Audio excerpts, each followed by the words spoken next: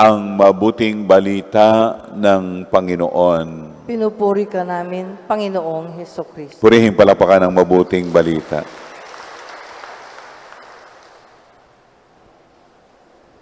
Kung kayo po'y nagnilay kahapon at tungkol doon sa bili ng Panginoon sa mga alagad, huwag kayong humatol at hindi kayo hahatulan ng Diyos.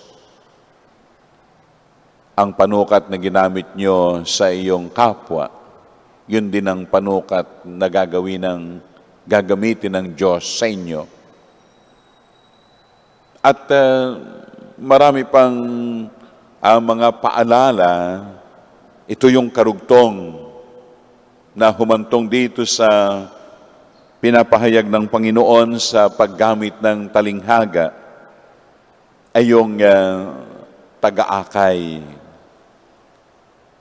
Taga-akay, kung bulag ang aakayin, parehong madadapa, mahuhulog sa hukay kapag gano'n ang ginawa. Kaya malinaw ang pinapaalala sa atin sa pamagitan ng mga pagbasa na yung pagkakasunod-sunod sa pagninilay natin sa mga araw na ito. Ang makita natin na meron pala tayong kapintasan, meron tayong mas malaking kapintasan kung ikukumpara sa iba. Kung titingnan natin na yung puwing lang sa mata ng kapwa, gatahilan naman pala yung nasa ating mata. Alisin muna natin yung gatahilan na nasa ating mata bago natin masabi na, kapatid, hayaan mong alisin ko ang puwing sa iyong mata. Napakaganda ng paalala sa atin ng Panginoon. Paano ba natin itrato ang ating kapwa? Paano tayo magtrato yung ating treatment sa ating kapwa? Kasi marami sa atin ang gagaling, naggagaling-galingan, ang banal, nagbabanal-banalan.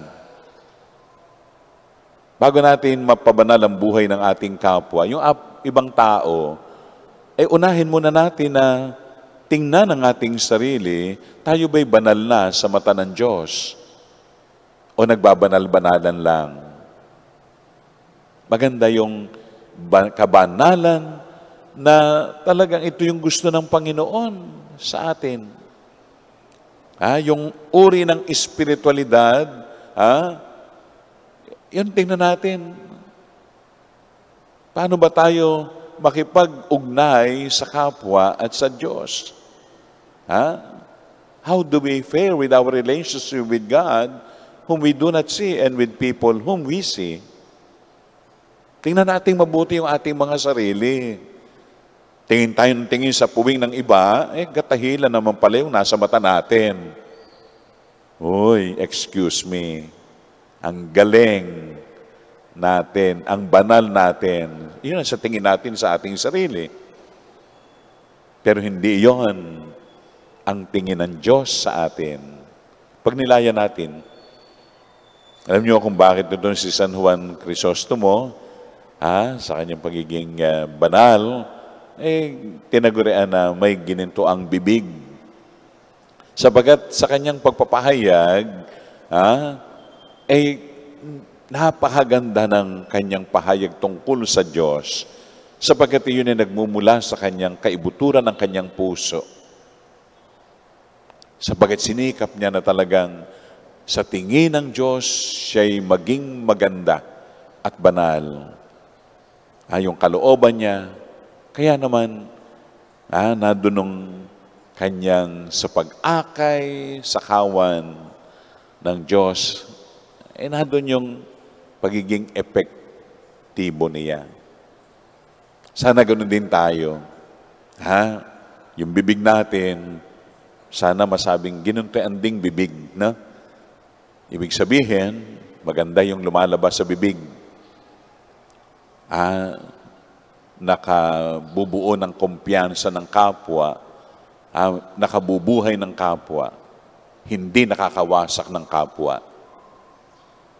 Sana ang inspirasyon nating lahat sa araw na ito ay si San Juan Crisostomo. Amen.